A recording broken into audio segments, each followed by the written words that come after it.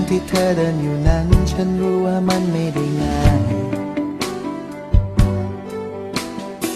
ไม่รู้ต้องล้มต้องเหนื่อยล้าต้องพบปัญหาอีกเท่าไร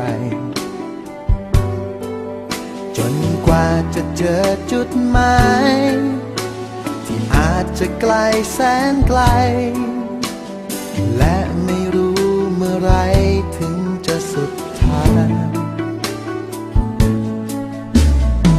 วันที่เริ่มต้นจนวันนี้ทุ่มเทชีวิตมาเท่าไรต้องเสียใจและต้องผิดหวังมีสักกี่ครั้งที่เริ่มใหม่กว่าจะเจอจุดหมายที่อาจดูไกลแสนไกล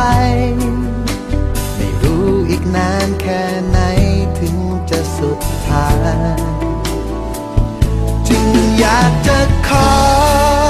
ส่งเพลงนี้แทนพลังว่าอย่ากลับหลังขอให้เดินต่อไปสักวันต้องถึงจุดหมายที่เธอตั้งใจเอาไว้เพื่อให้รู้ว่าเราจะชนะตัวเองได้ไหม